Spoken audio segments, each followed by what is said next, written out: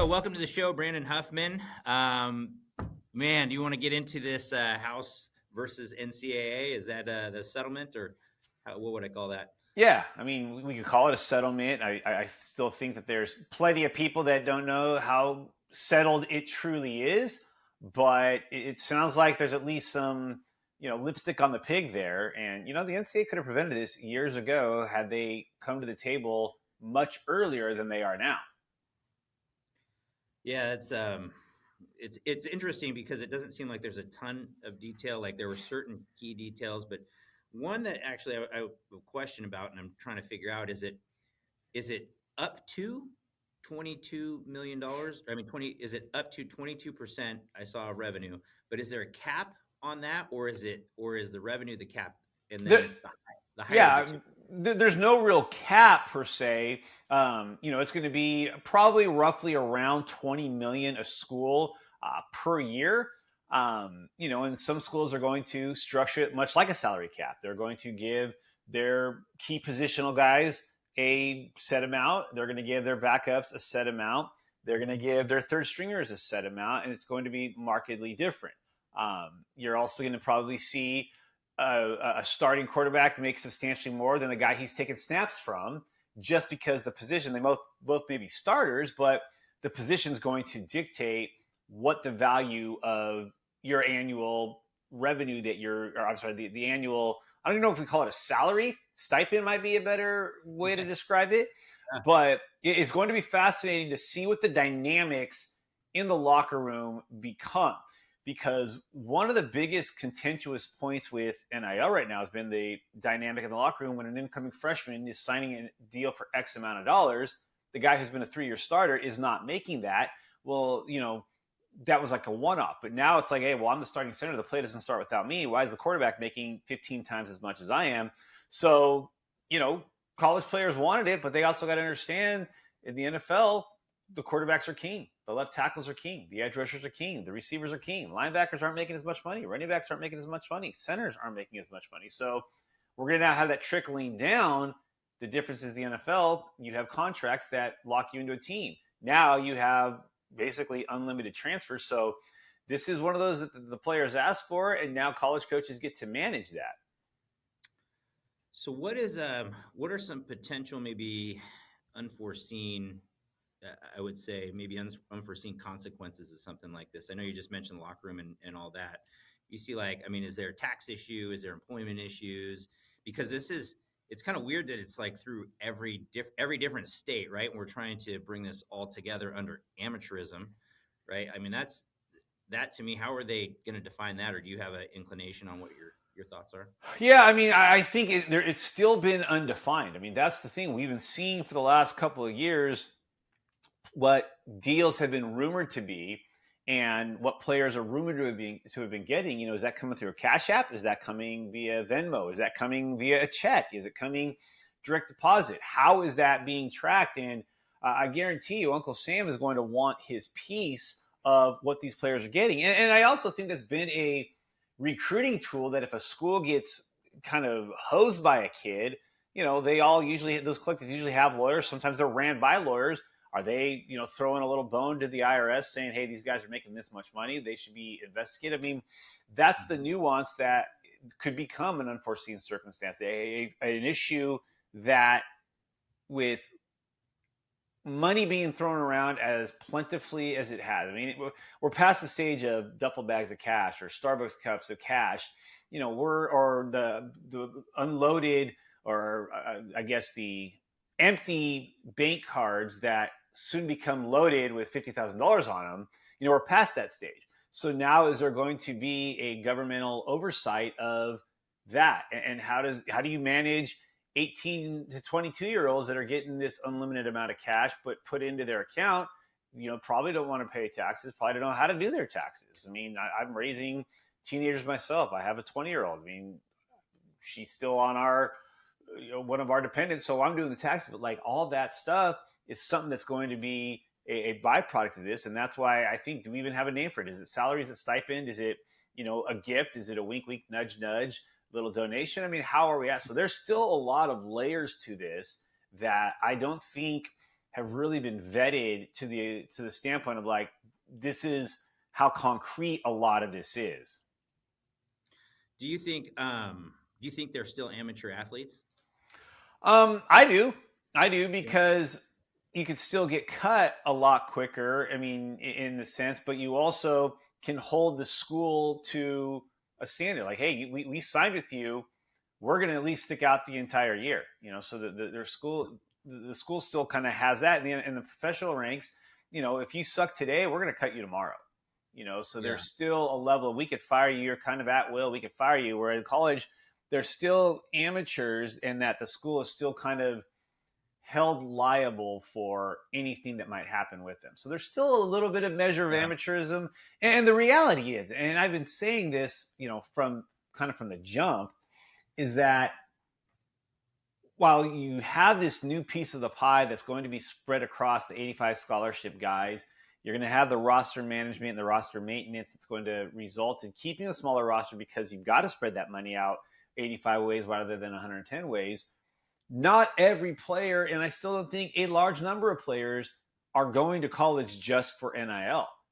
There's certainly a substantial number that are, but I don't think it's the end all be all like it's being made out to be. I think there's this, kind of hysteria that's going on with it. I still think that there's guys that like, hey, dude, I want to go to college and play for 4 years and, have a segue to a job in a few years. If I can make it to the NFL, great. If not, I've got this degree to fall back on. Gotcha. Yeah. So they still have the education, and some of them are going to get paid through. We'll see how the smaller schools do with all that, and then. But what about like revenue sports versus non-revenue sports? I've heard this talked about, on a couple different shows, and kind of curious of your thoughts on, do they separate out revenue sports and non-revenue sports, meaning, college football, and then men's basketball and women's basketball, and do they separate those from the rest of the sports? I mean, there's going to be, if you thought there was a chasm between the two sports before, it's going to be a wide gap. And that was one of the fascinating things about realignment that we kept seeing is, oh, what about the Olympic sports? I'm trying to say this in the most tactful way possible. Yeah. Revenue sports survive 99% of the country in the FBS level or at the Division I level because of the health of their football and basketball programs. So with the football teams moving to the Big Ten, and they're the reason they're moving to the Big Ten, thank your lucky stars that the football team is going to the Big Ten. Thank your lucky stars that the football team is going to the Big 12 and the basketball team, because if you're a lower Olympic sport from a revenue standpoint, your survival is based off of what the what the college teams, the football teams and the basketball teams are generating revenue-wise from their contracts with television. There's a reason that, the Big Ten network, the Pac-12 network, Pac-12 network was a complete flop from the get-go. Larry Scott screwed that up worse than anybody could possibly imagine. But like the Big Ten network is not getting the Ohio State-Michigan game. They're getting the sixth best game of the day. But it is an avenue for women's volleyball and, men's rowing and men's in baseball and women's and men's soccer to have a channel to be televised. The Big Ten network is not making the money for the Big Ten. Fox is making money for the Big Ten. ESPN was making it. CBS is going to be making it. That allows the Big Ten network to exist. Same with the Pac-12 network. Mommy and daddy can see your game if you're a volleyball player now on the Pac-12 network because there's a 7:45 game on ESPN in Pac-12 After Dark in Pullman, Washington being played. So if it weren't for the Hail Marys that some of these conferences threw to a couple of these schools, with Stanford and Cal, it's so desperate to stay in a Power 5 conference or Power 4 conference, they go to the ACC. That's keeping sports afloat at Cal and at Stanford, who, as great as they are as academic institutions, as winning as those programs have been athletically, both were in peril of losing Olympic sports in recent years. Cal baseball shut down and they saved it with a huge donation fund. I think they ended up making the College World Series. But the point being that you need football and basketball. It doesn't matter if there's people in the stadium or in the arena. If they're watching on TV, that's allowing you to have a wrestling program or a water polo program or a swimming program. That's a really good point right there. If they're watching on TV, it doesn't matter how many people. It does matter to how many people are in the stands to a degree, but in general, it's about those TV contracts. That's where a lot of the big dollars come from. What about so we talk about a little bit about sports equity, so to speak, like the non-revenue versus revenue. What a, what do you think this does as far as a place like Texas or Ohio State versus a place like Sac State or something, right? Like, does it make is this widening the gap? Is this whole thing going to widen the gap, or do you see this as going to like, it's going to be clearly like we're going to go two tiers, like basically FCS, FBS, and they're going to run their own playoff. Like, do you think that this helps that? Do you think what do you think is going to happen as far as these dynamics? I think this is all trending to there being a separation, and it's we were two tiered forever. You had Division 1A and Division 1AA. Then it became FCS and FBS. Now it's going to become essentially Division 1 Power 5 division, or Power 4 Division 1 Group of 5, Division 1 FCS. It's going to be three tiered. They're all going to be in the same pool for the NCAA tournament, but you see that in the NCAA tournament. You've got your the 50. I don't even know how many it is. There have 68 teams in the NCAA tournament. You have something like 31 automatic bids, and then you have 37 at-large bids. Well, the at-large bids are being filled almost all the time by the high major programs. They call them high majors, mid majors, and low majors. But in the NCAA tournament, you're going to have a high major like Kansas against a low major like, I don't know, Towson State in the tournament. You're not going to get that matchup in football. You're going to have, it's why you're only going to see one G5 school make the playoff in the next, whatever the cycle is in the 12-team playoff. So I think we're going from a two-tier system to a three-tier system unintentionally, but it's trending that way. And the one G5 school is going to get in, but the goalposts have moved so much for them that you're essentially, you could be an awesome team. I mean, I think back, and I was having this conversation with somebody last week. You think back to the year that Oregon and Auburn played the national championship game. Boise State is a couple of missed kicks away from potentially sneaking past Oregon to get into that playoffs game or into that national championship game, based largely on the 2 years previous where Boise State beat Oregon. It wasn't that Boise State was a better team. It was the perception that Boise State has beat Oregon, who went to the Rose Bowl last year, has done well, and, they're better than Oregon. They were a team that could have. Then we had UCF and whatever it was, 2013, when they beat Baylor in the Fiesta Bowl. And then they were, you see a few BCS posters. Then you had 4 years later where they declared themselves national champions after, I believe, the 2017 season. Yeah. So, they couldn't get in. Well, they did everything that they were supposed to do, and it still wasn't enough. So now it's like, okay, well, we're throwing you a lob. Oh, Cincinnati, we gave you a chance, and you got beat by Alabama. Cincinnati kind of, in the eyes of the G5, was a letdown because they didn't compete with Alabama. Well, Alabama and Cincinnati should have that result. But I think that the goalposts have moved so much with the G5s that they're almost throwing them a courtesy one so they don't get sued by the G5 schools. They don't want to lose any more money than they already have. So that's why I think you're getting a three-tiered system now, and there's going to be that bigger separation. It's why SMU went all hands on deck to buy their way into the ACC, because they did not want to be a have-not any longer. Yeah, that's interesting. I feel like if I'm like a Boise State, I think Boise State probably this year, this is just my prediction, but I think Boise State this year probably is the G5 that gets in. But the question would be asked in the future, if there's a G5 playoff, would you take that spot where you're likely one and done, or would you go and take a spot where you could possibly win the national championship? Because I think a group of 5 playoff would be fairly entertaining.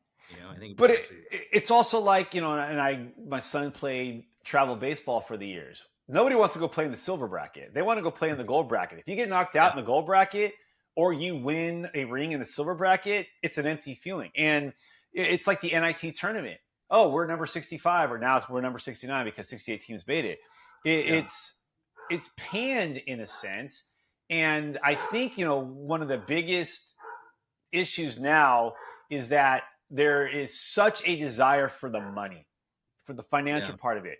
Appalachian State was winning national championships and competing for national championships when they were in the FCS.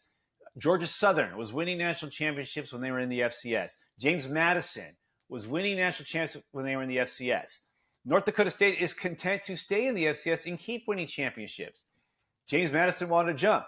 Appalachian State wanted to jump. Georgia Southern made that jump. All these FCS schools that were winning national championships. I mean, I remember growing up, and you would watch the FCS national championship when it was the 1AA. You'd see Marshall and Youngstown State. Well, Marshall made the move to FBS football. Youngstown State has kind of stayed in their lane. I remember, like, gosh, my freshman year in college, Boise State played for the national championship. So you saw schools that were like, hey, we've kind of outgrown where we're at.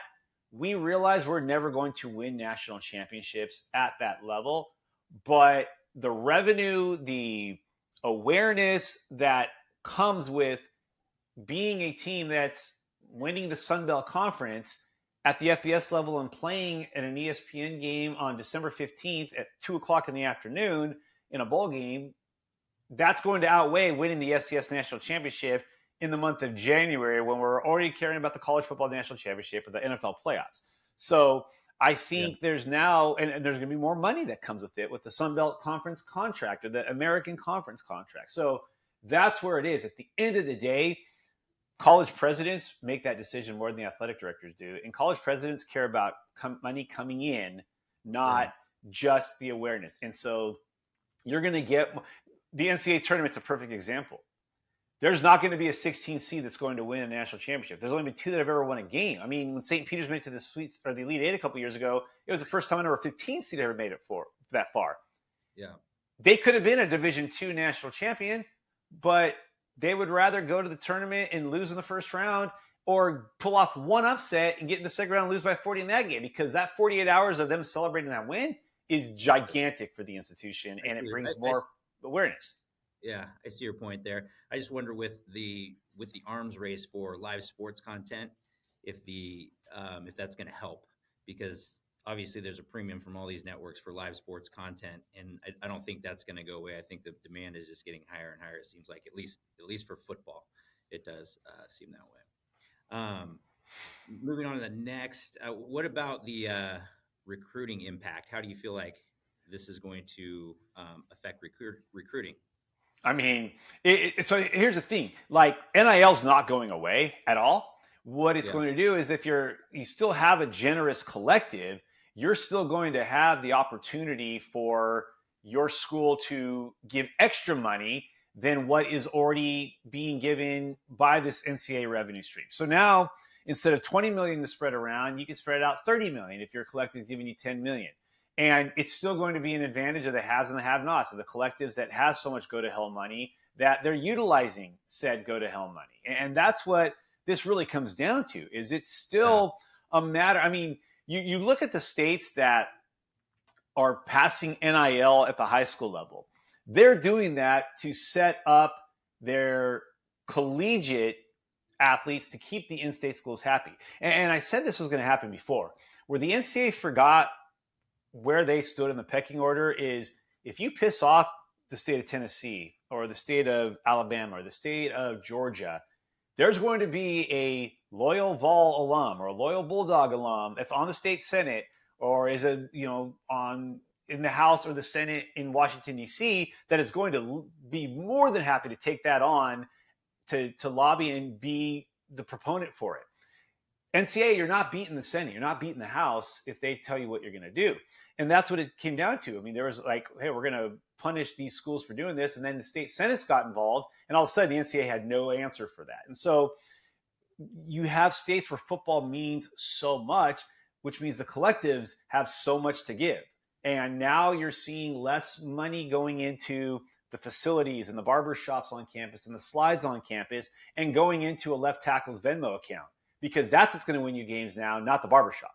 So it's going to help recruiting when you have even more money to spread around. That's interesting, because if you look through the gross revenue, so it was like 22%, right? Was the max you could pay out. But if you look like a Texas or an Ohio State, so Texas was profitable, Ohio State was profitable, but not to the tune of 22% of revenue. Texas was, I think, the last time I checked, Texas was like 88 million surplus or something like that. Like they were pretty big last year.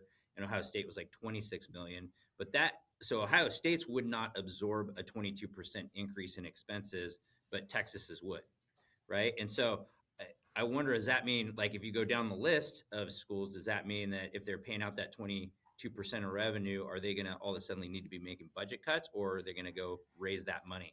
No, That's a question. And it's been fascinating to watch when a new coach is hired, or even at a school where the coach has been there for a while, how much you're seeing the players saying, hey, support our collective, because that puts money back into our pockets. Athletic directors' literal job is to make money for the athletic department. And they make money by aligning with the right conferences, by making the right hires that get them into, their shares, depending on how far you make it the NCAA tournament or what your bowl game is. But at the end of the day, is they've got to be on the good sides of the boosters. Well, now you're judged by the administration at your university, not by the athletic administration, but by the provost, by the chancellor, by the dean, by the president, how much money you're raising for the athletic department. Okay, just like you were if you were the head of the School of Business or you were the head of the School of Communication. You're not just about the graduates, you're about what kind of revenue stream are you providing. Now, so that's why athletic directors were so worried about collectives, because those big boosters do not care anymore about having their name placard on the locker room. They want that left tackle to know, hey, you got the Josh Rodriguez left tackle position, like Stanford. You look at their Stanford coaches, you're not just the football coach, you're the David S. Shaw head of football there. Right. These boosters want wins. They want to go to the country club and brag about their alma mater. They don't care about a building that they aren't even on campus enough to see. So that's where athletic directors are finding the issue, is that they're now losing their big stream of donations because that money is now going to the collective, which is being redirected to the players. So that's where you're going to see the budget cuts happening. Now, where you make up for that is where the budget is alive, is now it's such a TV generated sport that a $1 billion deal with the Big Ten each year and CBS is now going to be $100 million going to UCLA, to USC, to Ohio State, to Penn State, to Michigan. So those donations that you were surviving off of now is being redirected into your athletic department. And now boosters are saying, hey, I'm not going to pay. You're the dummy that gave that coach a $93 million extension. Yeah. Don't ask me for the buyout money. You were the one that agreed to it. We gave you this money to hire him and bring him here. He sucked. You didn't equip him to be better, or you didn't oversee him to be better.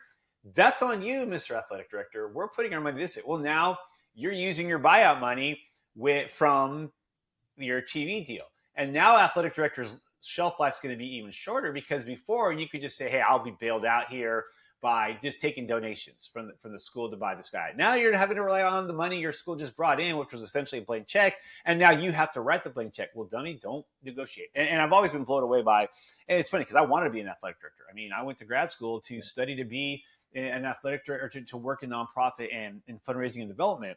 And I wanted to be an athletic director and separate rich people from their money, while on the golf course. Well, athletic directors, for as smart and educated as they are, have some of the stupidest contracts that they fall into and make some of the stupidest hires for being as quote unquote smart as they're supposed to be coming off. Right.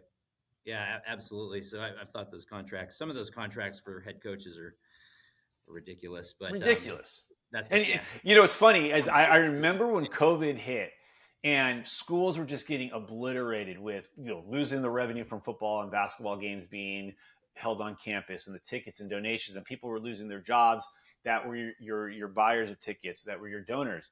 And people thought, oh, you know what? We're going to see a recalibration of sorts. We're not going to have these ridiculous contracts being handed out. COVID happened in 2020. The 2020 season was a disaster. 2021 comes, and now you've got USC firing Clay Helton after the second week of the season and paying Lincoln Riley $10 million. You got LSU firing Ed Orgeron in the middle of the season and paying Brian Kelly. This was funny. And it was like all budget talks that you had during the entire COVID went out the window because we got to win. Yeah, that's that. At the end of the day, that's what it comes down to. Those coaching contracts. I have forever said that the buyout should be the contract on both sides. Would be the smartest way to do that, because that way you don't get the situations with the coach just using your program as a stepping stone. But that is what it is. I told my son, I mean, you should tell your son this too.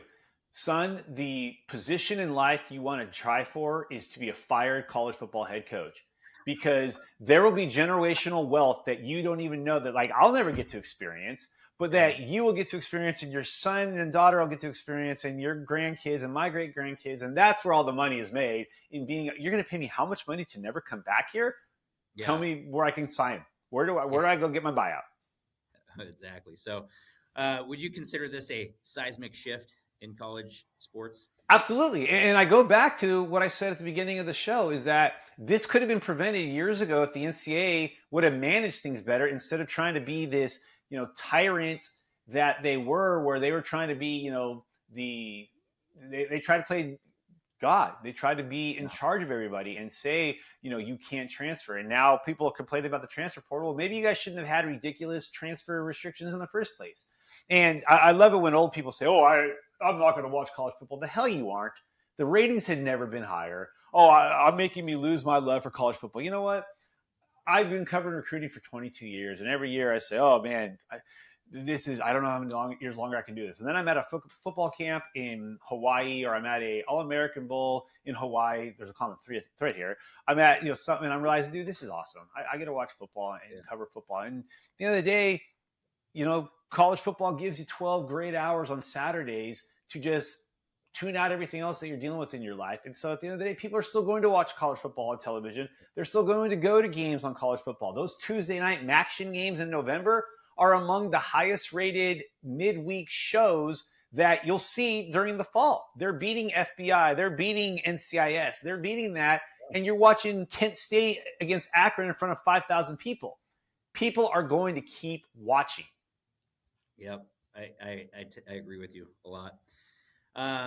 Okay. So you had last thing is you had a camp this weekend up in Seattle at the Avery Strong camp, and you want to recap that camp, top performers, just go over it a little bit, and then tell us when the next one is. Yeah, I mean, it was awesome. We had a great day in terms of on the field with the camp, with the amount of talent that was there. The weather was atrocious, and yet we still had 800 plus guys that came through. Dan Lanning from Oregon was there. Jed Fish from Washington was there. Jake Dicker from Washington State was there before the special teams start until he gave the closing speech at the very end. His whole staff was there. UCLA had flown out during the day. Utah had flown out during the day. You had a bunch of Power 5 schools that were there, a bunch of in-state schools, some FCS, D2, NAI schools, D3 that were all there, and it was awesome. And it was loaded. A number of players got scholarships, offers that day. Tosh Lapoy came up and offered a couple of edge rushers. Jed Fish had, I think, 17, 18 official visitors at Washington. His biggest weekend, his first official visit weekend, really, of that size since he took the head coaching job at Washington. And his whole staff was there over the course of the day, depending on what position group was going at it. And then he came down. So coaches understood there was talent there. You had the number one player in Washington for 25, 26, and 27 there. You had the number one player in Idaho in 26 there. You had top players in the state of Oregon there. You had players from Georgia that flew up. I mean, there is so much that became of this camp as a result.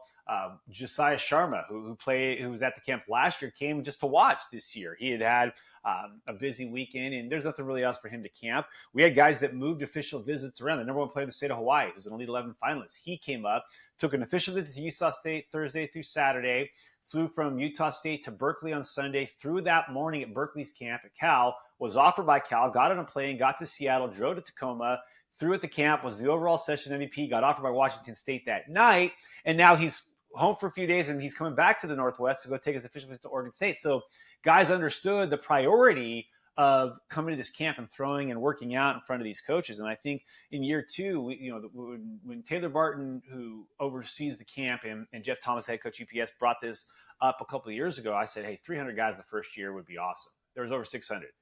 This year, there's over 800. I mean, it's getting to the point where, it's the number 2, number 3 largest showcase on the West Coast outside of Sac State and the Northwest Showcase, which have had a couple years head starts. So both great camps that I go cover and support each year too. But now you have an option in Northern California. Now you got an option in Oregon. Now you got an option in Washington, and it's for the kids, right?